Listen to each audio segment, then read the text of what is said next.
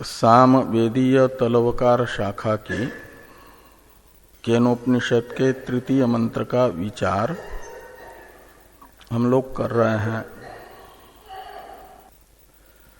इस उपनिषद के प्रथम मंत्र के द्वारा पृष्ठ ब्रह्म का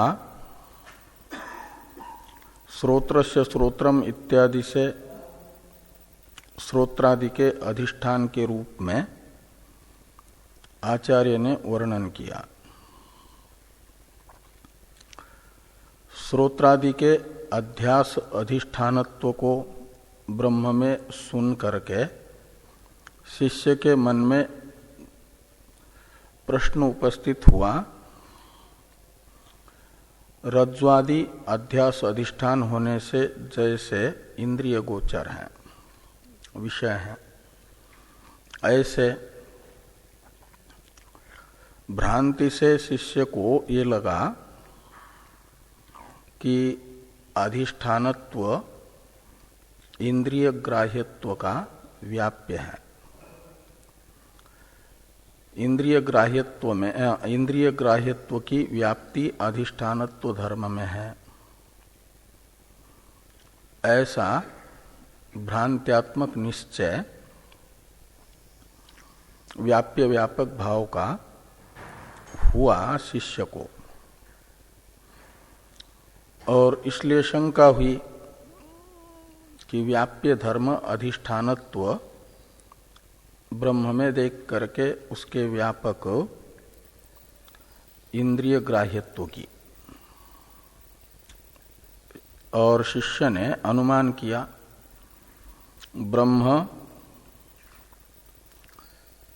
विषय यानी इंद्रिय ग्राह्यम अधिष्ठानत्वात्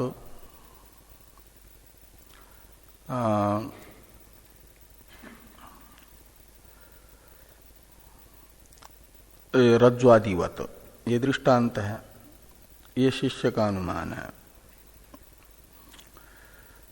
आचार्य न तत्र चक्षुर्गच्छति न वाग गच्छति इत्यादि से ब्रह्मरूप पक्ष में इंद्रिय ग्राह्यत्वाभाव रूप शिष्य के अनुमानस्थ साध्याभाव को बता रहे हैं पक्ष में। तो आचार्य ने अनुमान किया ब्रह्म न विषय श्रोत्रादि ग्राह्यम न तत्स्वरूपत्वात् तद्वत्, ऐसा एक अनुमान है। यत्र यत्र तत्स्वरूपत्वं तत्र तत्र न तद्ग्राह्यत्वं यथा अग्न्यादय। तो अग्नि में दाहकत्व है अपने से भिन्न दाह्य काष्ठादि का।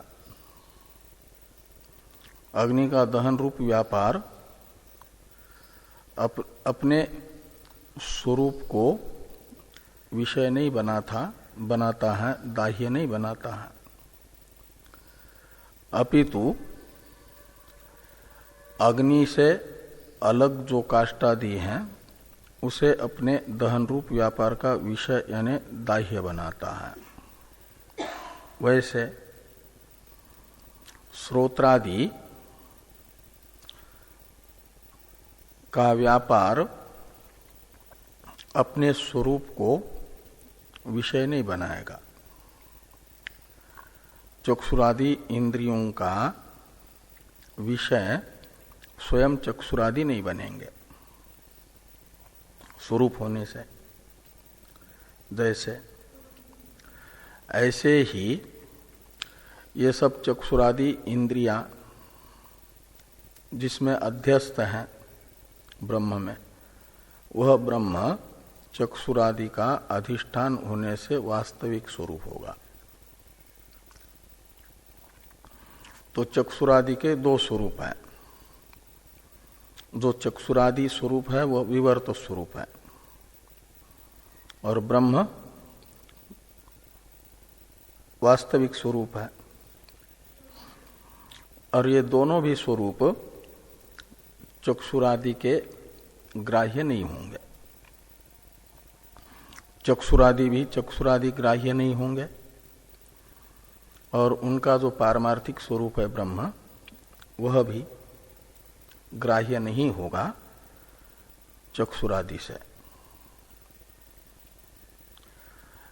ब्रह्म है उनका पारमार्थिक स्वरूप, वो है पक्ष। उसे शिष्य बताना चाहता है इंद्रिय ग्राह्य रज्ज्वादि के तरह।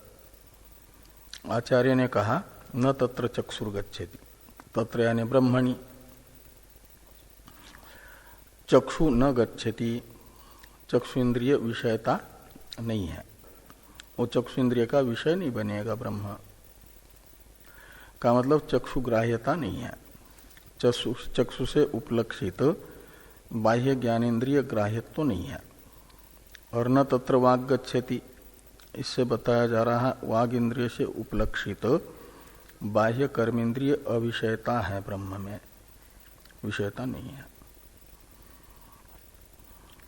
तो बाह्य इंद्रिय अविषय होने पर भी अंतःकरण ग्राह्य होगा, इस प्रकार की शंका का भी व्यावर्तन करते हुए कहा नो मनो, का मतलब तत्र यानी ब्रह्मणि मनो न गच्छति, मन का भी प्रवेश नहीं है, यानी मन का भी अविषय है। तो ये इंद्रियां है बाह्य और अंतर्भेद से दो प्रकार की। और उभयविध इंद्रिय गोचरत्व का निषेध तृतीय कंडिका के पूर्वार्ध में हुआ। न तत्र चक्षुर्गच्छति न वाग गच्छति नो मनः, इससे का मतलब ये प्रतिज्ञा हुई आचार्य के अनुमान की। ब्रह्म इंद्रिय अग्राह्यम, ब्रह्म में इंद्रिय ग्राह्य तो नहीं है। हेतु होगा तत्स्वरूपत्वात् यानी इंद्रिय स्वरूपत्वात्, और तद्वत यानी इंद्रियवत। तो जैसे स्वयं इंद्रियों का विवर्त स्वरूप होने से इंद्रियों का अविषय है इंद्रिया, ऐसे ब्रह्म भी इंद्रियों का अविषय होगा।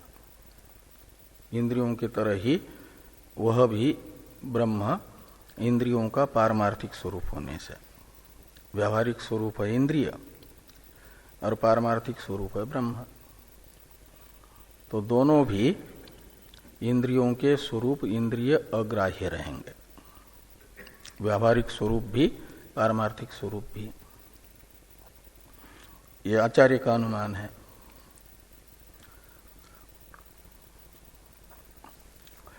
तो मूल कंडिका जो है इसका विचार हम लोग कर चुके हैं।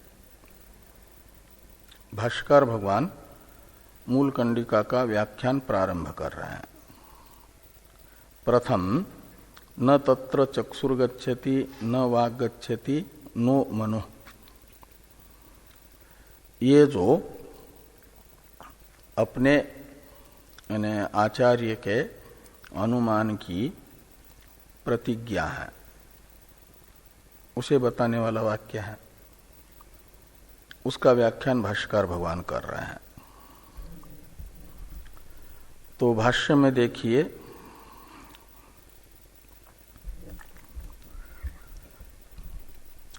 यस्मा श्रोत्रादेरपि श्रोत्रादि आत्मभूतम ब्रह्म, इतना तो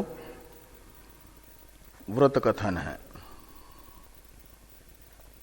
द्वितीय कंडिका के द्वारा विस्तार से जो अर्थ बताया गया उसका संक्षेप में कथन किया। यानी जिस कारण से ब्रह्म श्रोत्रादि का श्रोत्रादि है का मतलब आत्मभूत है, स्वरूप है, ये हेतु बताया जा रहा। द्वितीय कंडिका के द्वारा हेतु बताया गया। तृतीय कंडिका में जो प्रतिज्ञा की जा रही है उस प्रतिज्ञा की सिद्धि का। श्रोत्रस्य श्रोत्रम इत्यादि कंडिका ने ब्रह्म को श्रोत्रादि का श्रोत्रादि बताया का मतलब श्रोत्रादि अध्यास का अधिष्ठान बताया। श्रोत्रादि अध्यास का अधिष्ठान है का अर्थ निकलेगा स्वरूप है, तो स्वरूप है।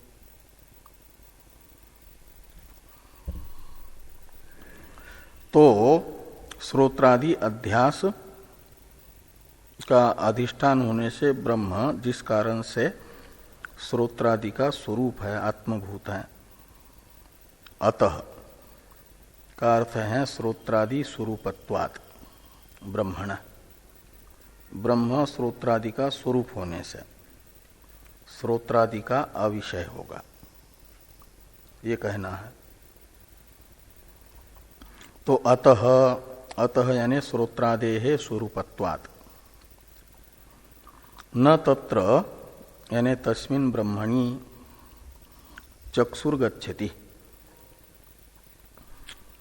ब्रह्म में चक्षु नहीं जाती है का अर्थ है चक्षु इंद्रिय का विषय ब्रह्म नहीं होता, चक्षुर्ग्राह्यत्व ब्रह्म में नहीं है।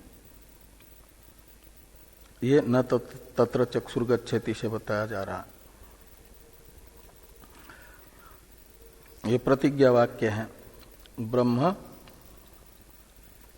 न चक्षुर्ग्राह्यम चक्षु स्वरूपत्वात्, अतः का अर्थ निकलेगा चक्षु स्वरूपत्वात् और चक्षुवत, चक्षुर्वत ये दृष्टांत हो जाएगा। यह अनुमान बताया यहाँ पर।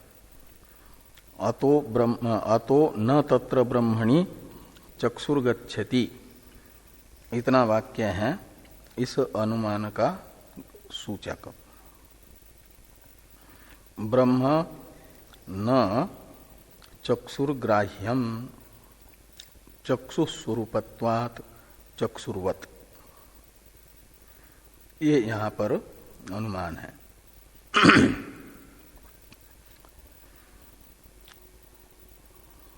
तो क्यों ब्रह्म विषयता नहीं है, ब्रह्म में चक्षु विषयता नहीं है?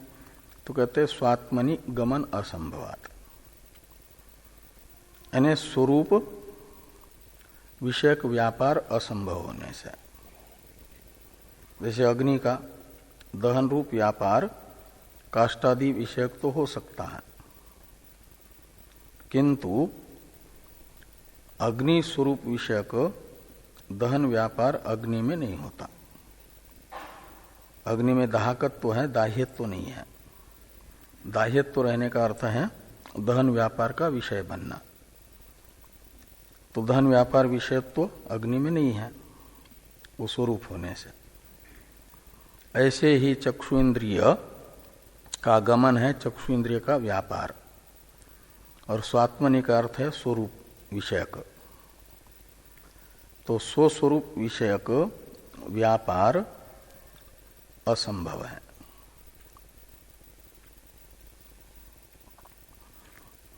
तो ये चक्षु उपलक्षण विधया समस्त ज्ञानेन्द्रियों की अविषयता बता रहा है, ये प्रथम वाक्य।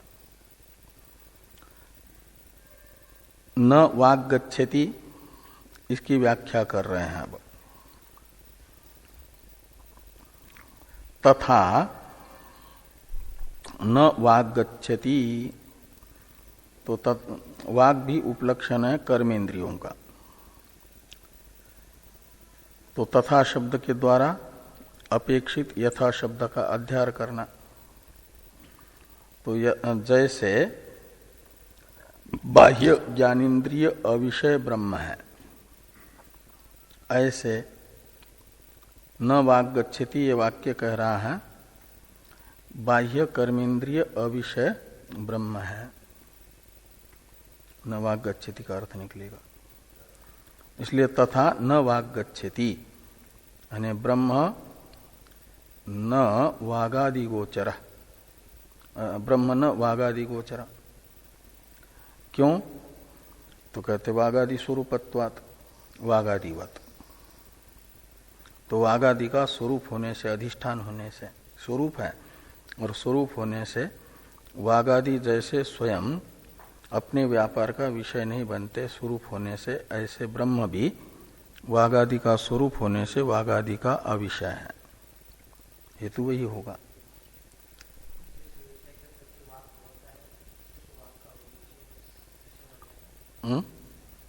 हाँ, जिस अर्थ का उच्चारण करने वाला, जिस अर्थ का बोधक शब्द उच्चारण वाग इंद्रिय करती है, यानी वाग इंद्रिय के द्वारा उच्चारित शब्द से जो अर्थ प्रकाशित होता है, माना जाता है, उस वाग इंद्रिय तथा वाग इंद्रिय के द्वारा उच्चारित शब्द का वह विषय बन गया, वहां वाग पहुंच गई अर्थ में। ये आगे कह रहे हैं भाष्य में भी। तो वाचा ही शब्द उच्चार्यमाणो इत्यादि भाष्य वाक्य का अवतरण 1 नंबर टिप्पणी में है, एक शंका के रूप में। उसका उत्तर देने के लिए ये वाक्य लिख रहे हैं भाष्यकार भगवान। 1 नंबर टिप्पणी को देखिए। ननु चक्षुरादि वत वागिंद्रियस्य स्वविषयं प्रति गमनस्य अप्रसिद्धे अप्रसक्त प्रतिषेधो अयम न वागच्छति इति। कहे ये शंका हुई कि जैसे चक्षुरादि इंद्रियों का अपने विषय में गमन लोक में प्रसिद्ध है, चक्षु इंद्रिय और शब्द ग्राहक श्रोत्र इंद्रिय अपने विषय में जाता है, यह जैसे लोक में प्रसिद्ध है, ऐसे वाग इंद्रिय का अपने विषय में जाना प्रसिद्ध नहीं है, इसकी प्रसिद्धि नहीं है, अप्रसिद्धि है। तो यहाँ श्रुति का जब वाग इंद्रिय अपने विषय में जाता ही नहीं है तो जाएं तो उसका निषेध करें। तो वाग इंद्रिय का विषय में गमन अप्राप्त ही है, तो अप्राप्त का प्रतिषेध व्यर्थ प्रतिषेध माना जाता है, अप्राप्त प्रतिषेध माना जाता है। गमन प्राप्त हो तब तो गमन का निषेध उचित है। तो वाग इंद्रिय का तो उसके विषय में गमन चक्षुरादि के तरह प्रसिद्ध है ही नहीं। तो यहाँ श्रुति अप्राप्त प्रतिषेध कर रही है, अप्राप्त विषय में वाक के गमन का निषेध कर रही है। इस प्रकार की शंका हो जाती है। इस शंका का निराकरण करने के लिए भाष्यकार भगवान ये वाक्य लिखते हैं। तो वाचा ही शब्द उच्चार्यमानो अभिधेयम प्रकाशयति यदा तदा अभिधेयम प्रति वाग गच्छति इति उच्यते। तो ये औपचारिक प्रयोग है, यानी गौण प्रयोग है। कहते हैं जब वाणी से उच्चार्यमान शब्द, वागिंद्रिय से उच्चारित हुआ, वक्ता के वागिंद्रिय से उच्चारित हुआ शब्द अपने अभिधेय यानी अर्थ को प्रकाशित करता है, तब माना जाता है कि अभिधेय के प्रति वाक इंद्रिय का गमन हुआ। गमन तो माना जाएगा यद्यपि शब्द का, शब्द प्रकाशक है, और शब्द यदि वक्ता उच्चारित न करें तो अर्थ प्रकाशक शब्द का श्रवण नहीं होगा। श्रवण नहीं होगा तो अर्थ का ज्ञान श्रोता को नहीं हो पाएगा। इसलिए श्रुत शब्द वक्ता के द्वारा उच्चारित शब्द का श्रवण होता है और श्रुत शब्द से अर्थ प्रकाशन होता है। तो शब्द का श्रवण बिना वाग इंद्रिय के व्यापार से शब्द का उच्चारण हुए नहीं हो सकता। इसलिए वाग इंद्रिय के द्वारा उच्चार्यमान शब्द जब श्रोता के बुद्धि में अपने अर्थ को प्रकाशित करता है, यानी अपने अर्थ का ज्ञान कराता है, तो माना जाता है वाग इंद्रिय तथा शब्द चला गया अपने अर्थ में। ये उपचार किया जाता है, यानी गौण प्रयोग किया जाता है। तो ये यहां पर कहा कि वाचा ही उच्चार्यमानो शब्दो उच्चार्यमानो अभिधेयम प्रकाशयति यदा। वाग इंद्रिय के द्वारा उच्चार्यमान शब्द जब अपने अर्थ को प्रकाशित करता है, अर्थ का ज्ञापक बनता है, तो माना जाता है उस समय वाग इंद्रिय अपने विषय में चली गई। हाँ, दो में ही है। तो बस इंद्रिय का अपने अपने विषय का प्रकाशक बनना, ग्राहक बनना, यही माना जाता है उनका विषय में पहुंचना। ये उपचार है। आगे कहते हैं तस्य च शब्दस्य तन्निर्वर्तकस्य च करणस्य आत्मा ब्रह्म अतो न वाग गच्छति। तो तस्य च शब्दस्य, तो तस्य शब्दस्य का अर्थ है जो अर्थ का प्रकाशक शब्द है। तस्य शब्द से लेना अर्थ प्रकाशकस्य, अर्थ प्रकाशक जो शब्द है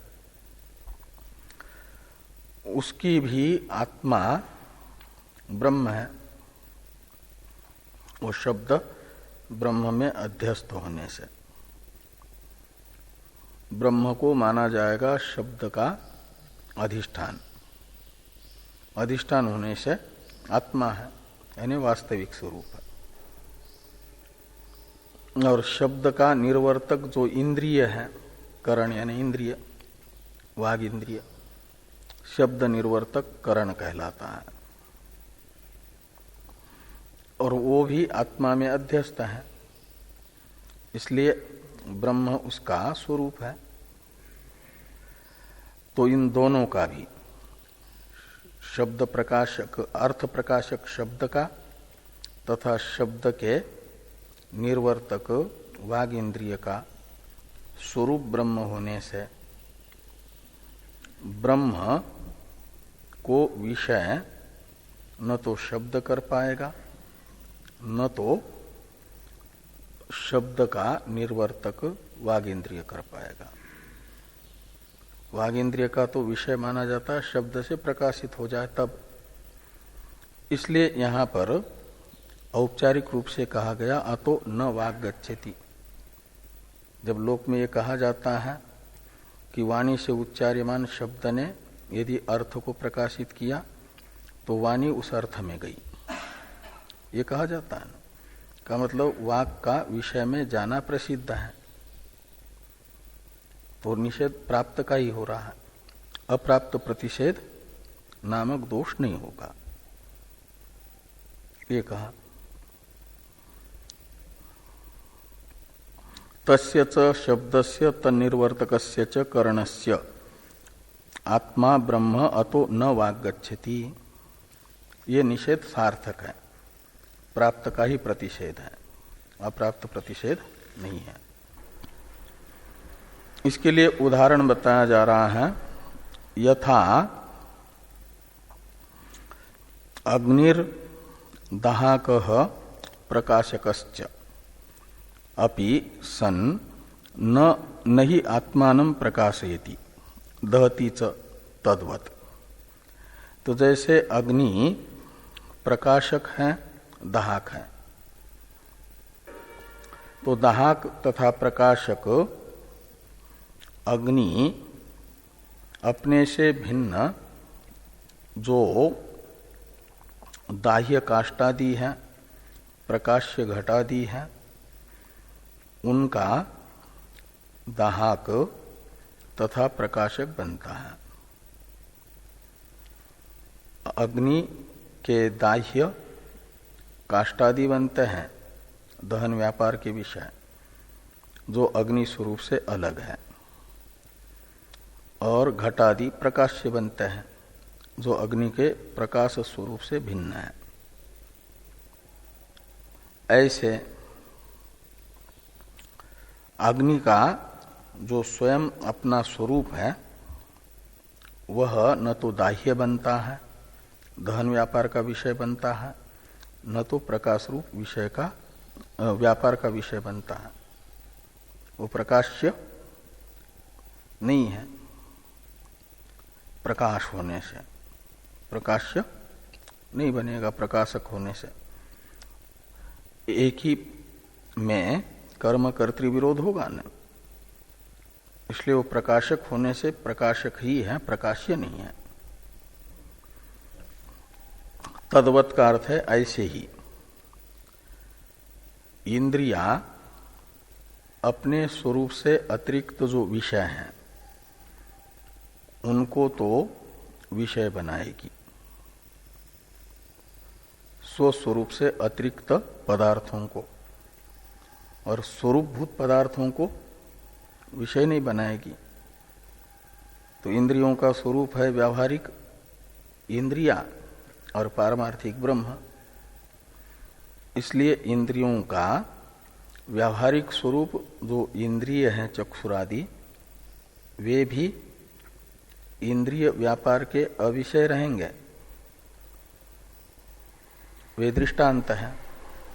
और पारमार्थिक स्वरूप जो ब्रह्म है वह भी इंद्रिय का अविषय रहेगा स्वरूप होने से। स्वस्वरूप में व्यापार नहीं होता, स्वस्वरूप विषयक व्यापार किसी भी वस्तु का नहीं होता है। इसे दिखाने के लिए दृष्टांत है कि यथा अग्निर्दाहकः प्रकाशकश्चापि सन नहीं आत्मानं प्रकाशयति दहति च तद्वत् न तत्र चक्षुर्गच्छति न वाक् गच्छति। इन दो वाक्यों की व्याख्या यहां तक हो गई। तीसरा अवान्तर वाक्य है नो मनो, इसकी व्याख्या कर रहे हैं। नो मनो यानी मनश्च अन्यस्य संकल्पयित्री अध्यवसायित्री च सत् आत्मानं न संकल्पयति अध्यवश्यति च तस्यापि ब्रह्म आत्मा इति, या पूर्ण विराम है।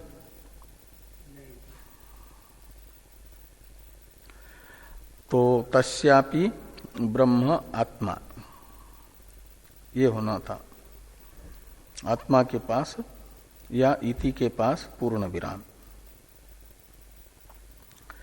इति के पास पूर्ण विराम होना चाहिए। तस्यापि ब्रह्म आत्मा इति,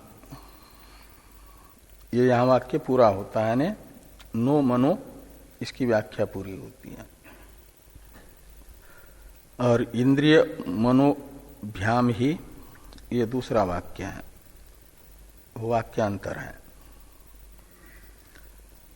जो नो मनो इसकी व्याख्या रूप वाक्य है भाष्य में, वो इति के पास पूरा हो रहा है। तो ये कहा जा रहा है कि जो मन है वह संकल्प करता विकल्प और अध्यवसाय करता है। मन से तो मन बुद्धि दोनों लेना है ना। नो मनो में मन है, मन बुद्धि अंतःकरण मात्र। तो संकल्प ये उपलक्षण है विकल्प का।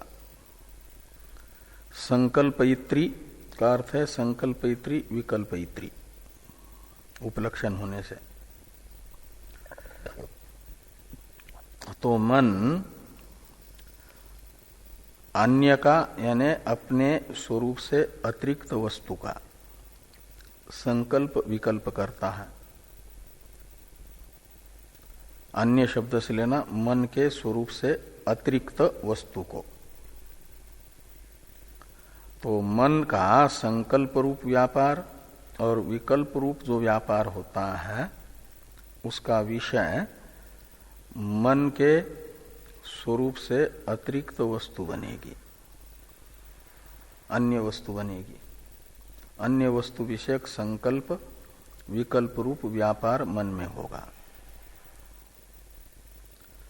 ऐसे बुद्धि में, मन शब्द से बुद्धि को भी लेना है, जो अध्यवसाय रूप व्यापार होता है। अध्यवसाय कहते हैं निश्चय को, अध्यवसायित्री कहा जाता है निश्चय करने वाले को। तो अध्यवसाय रूप जो व्यापार है मन का यानी बुद्धि का, वह उस अध्यवसाय रूप व्यापार का विषय बुद्धि के स्वरूप से अतिरिक्त पदार्थ बनेंगे। अन्य से अध्यवसायित्री ऐसा लगाना। अपने स्वरूप से अतिरिक्त वस्तु विषयक अध्यवसाय रूप व्यापार वाला मन होगा। अपने स्वरूप से अतिरिक्त वस्तु विषयक संकल्प विकल्पात्मक व्यापार वाला मन होगा। वो स्वस्वरूप विषयक संकल्प विकल्प अध्यवसाय मन का नहीं होगा। स्वरूप विषयक व्यापार नहीं होता है ना। जैसे चक्षु का व्यापार चक्षु विषयक नहीं होता, रूप विषयक होता है, रूप या रूपवान वस्तु विषयक होता है। ऐसे मन का संकल्प विकल्प और अध्यवसाय मन से अतिरिक्त वस्तु विषयक होगा, यानी मनोग्राह्य। जो संकल्प विकल्प अध्यवसाय का विषय बनेगी वस्तु, उसे मनोग्राह्य कहा जाएगा, वो विषय बनेगी। तो मन का विषय नहीं है, क्योंकि मन में मन विषयक संकल्प विकल्प या अध्यवसाय नहीं होता। अन्य वस्तु विषयक, जिन अन्य वस्तु विषयक संकल्प विकल्प अध्यवसाय होता है उन्हें कहा जाता है मनोगोचर। और मन स्वरूप होने के कारण स्वस्वरूप विषयक व्यापारवान नहीं होगा। मन का स्वरूप मन के व्यापार से ग्राह्य नहीं होगा। इस अभिप्राय से ये लिखा।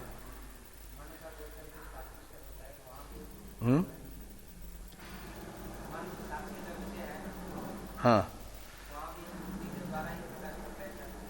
हाँ, वो मन की जो वृत्ति है वो भी प्रकाश्य है, वो भी प्रकाश्य कोटि में गया। वो प्रकाश्य ही हुआ और वो साक्षी के स्वरूप से प्रकाशित हो रहा है। वृत्ति के बिना प्रकाशित नहीं करता है ना। वृत्ति उपहित साक्षी में वहां प्रकाशकत्व है। वृत्ति प्रकाश्य कोटि में जा रही है। वो वृत्ति प्रकाशक कोटि में नहीं आ रही है। साक्षी स्वरूप से प्रकाशक होगा। वो जो उपहित स्वरूप है साक्षी का, वो उपाधि बन रही है विषय बन करके, प्रकाश्य बन करके। ये प्रतिबोध विदितम मतम में ये बताया जाएगा। वहां वृत्ति जो है साक्ष्य बन करके उपाधि है, साक्षी बन करके नहीं। तो इसलिए प्रकाश्य कोटि में आ गई। वो मन है, वृत्ति भी मन है, मन का परिणाम होने से। लेकिन वो अपना विषय नहीं बन रही है, वो स्वरूपभूत ज्ञान का विषय बन रही है, ये कहा जा रहा है।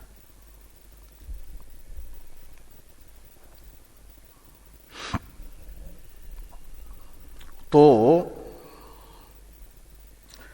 ये कहा कि मनश्च अन्यस्य संकल्पयित्री अध्यवसायत्री च सत, अपने से भिन्न वस्तु का संकल्प विकल्प करता मन होता हुआ भी आत्मानम यानी स्वरूपम न संकल्पयति न अध्यवस्यति, ऐसा लगाना। वह अपने स्वरूप विषयक न तो संकल्प करेगा न तो अध्यवसाय करेगा। का मतलब मन का व्यापार स्वरूप विषयक नहीं होगा। मन स्व व्यापार गोचर नहीं है। जैसे चक्षु इंद्रिय स्व व्यापार गोचर नहीं है, ऐसे अंतःकरण भी स्व व्यापार गोचर नहीं है। ये नो मन इससे बताया जा रहा है। और तस्यापि ब्रह्म आत्मा, तस्यापि का मतलब संकल्प विकल्प करता जो मन है, अपने स्वरूप से अतिरिक्त वस्तु को अपना विषय बनाने वाला, संकल्प विकल्प का विषय बनाने वाला मन, उसका भी आत्मा यानी स्वरूप है ब्रह्म। इसलिए मन का व्यावहारिक स्वरूप जैसे मन के संकल्प अध्यवसाय रूप व्यापार का अविषय है, ऐसे मन का पारमार्थिक स्वरूप भूत ब्रह्म भी मन के संकल्प अध्यवसाय रूप व्यापार का अविषय ही रहेगा, विषय नहीं होगा। ये यहां पर तस्यापि ब्रह्म आत्मा इति इससे कहा गया। तो मन का भी ब्रह्म स्वरूप होने से मन का भी अगोचर है।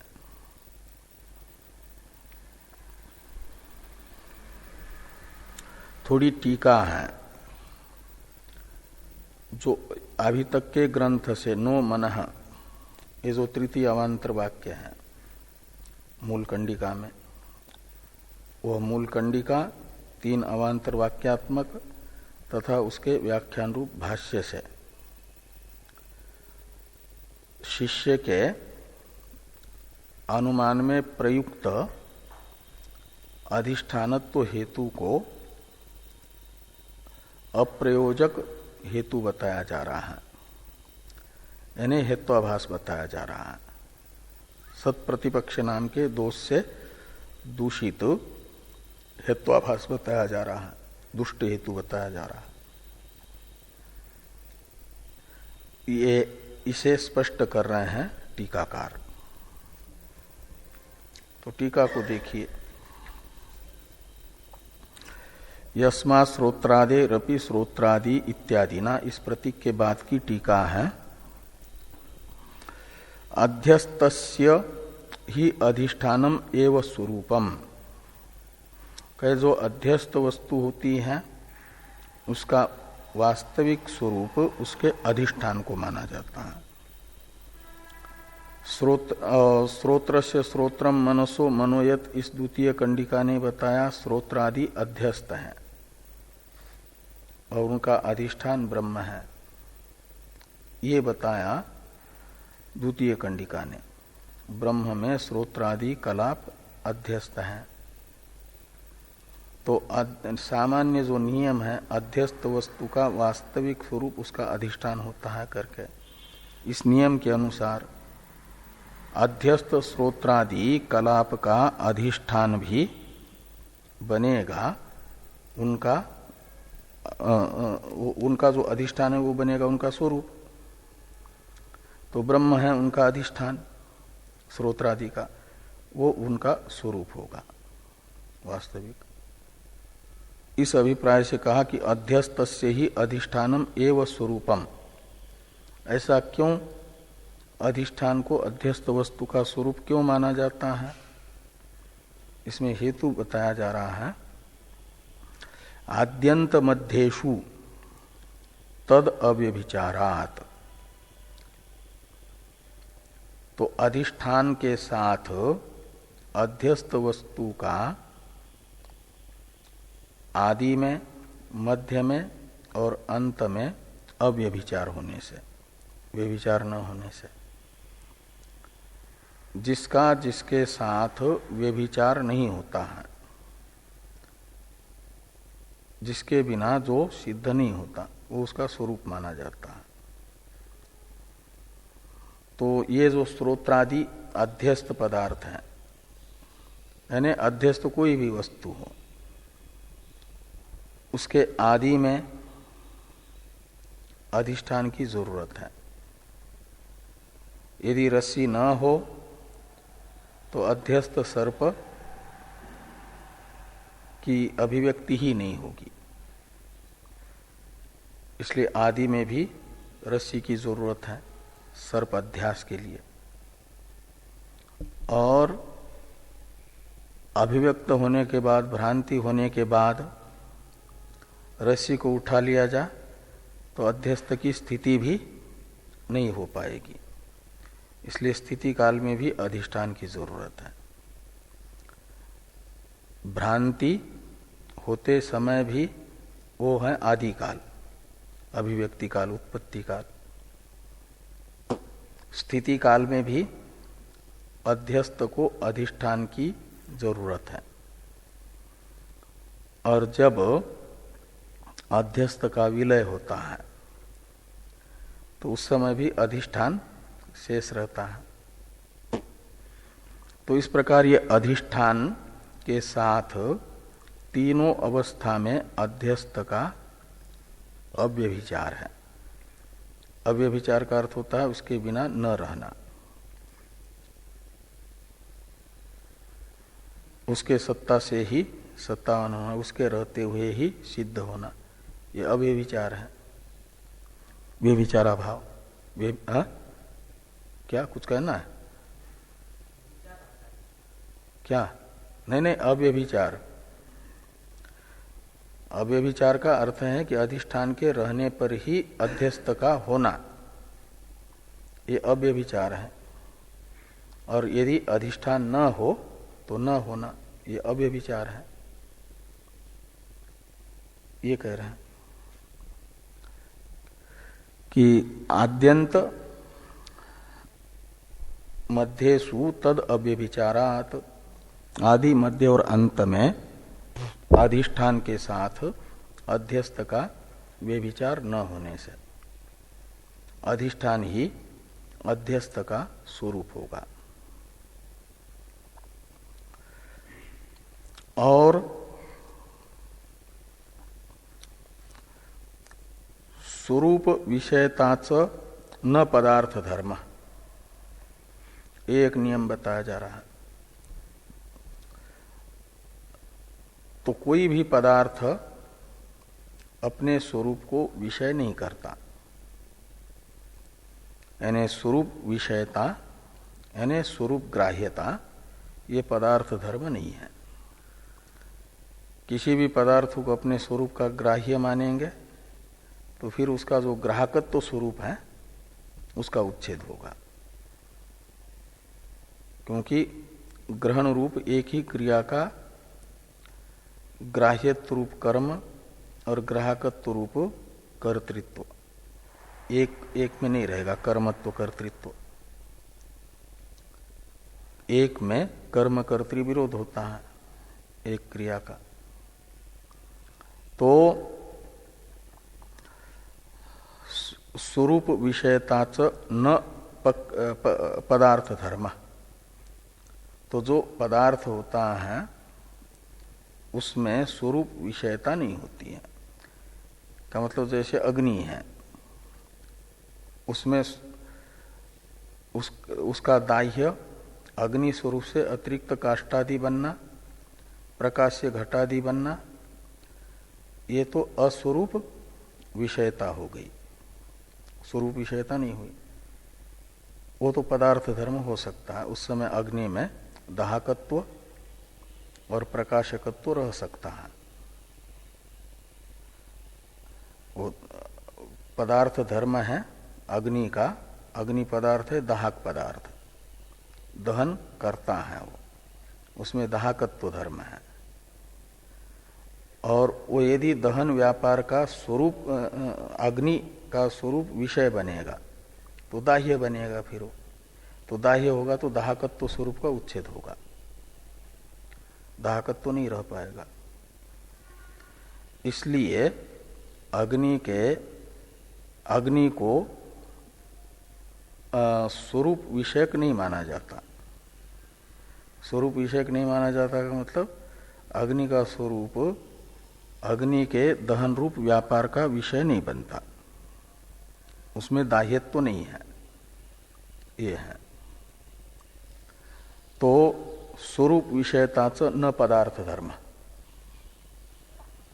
स्वरूप विषयक मानेंगे यदि पदार्थ को तो फिर पदार्थत्व ही उसमें उच्छिन्न होगा।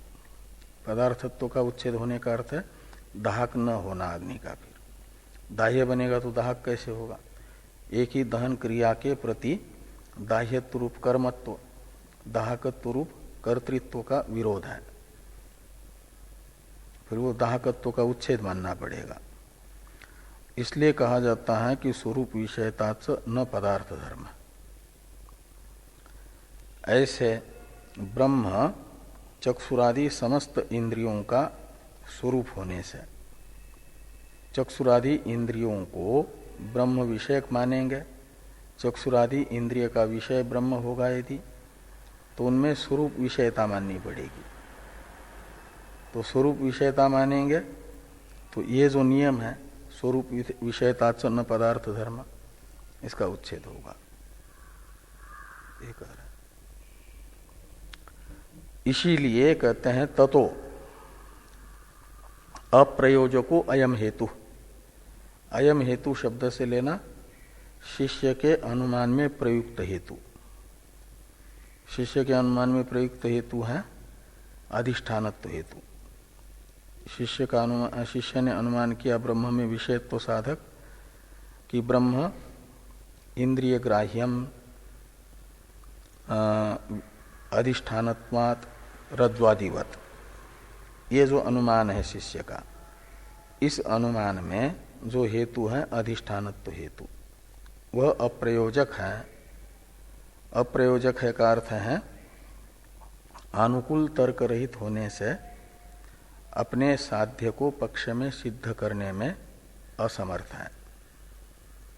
अप्रयोजक है का अर्थ अनुकूल तर्क उसके पास न होने से, अनुकूल तर्क रूप सहकारी के अभाव में ये अधिष्ठानत्व हेतु ब्रह्म में विषयत्व रूप साध्य को सिद्ध नहीं कर पाएगा, इंद्रिय ग्राह्यत्व का साधक नहीं बनेगा। ये ततो अप्रयोजको अयम हेतु इत्यर्थ इससे बताया गया है। और यही सब बताने के लिए न तत्र चक्षुर्गच्छति से लेकर के नो मनो यहाँ तक का मूल ग्रंथ है कि अधिष्ठानत्व हेतु अप्रयोजक हेतु है। यदि चक्षुरादि ग्राह्य ब्रह्म को मानेंगे तो स्वरूप विषयता माननी पड़ेगी चक्षुरादि में। और स्वरूप विषयता मानने पर स्वरूप विषयता ये पदार्थ धर्म नहीं होता, उनमें पदार्थत्व का ही उच्छेद होगा। फिर ग्राहकत्व नहीं रहेगा, ग्राह्य कोटि में जाएंगे वे, ग्राहक कोटि में नहीं रह पाएंगे।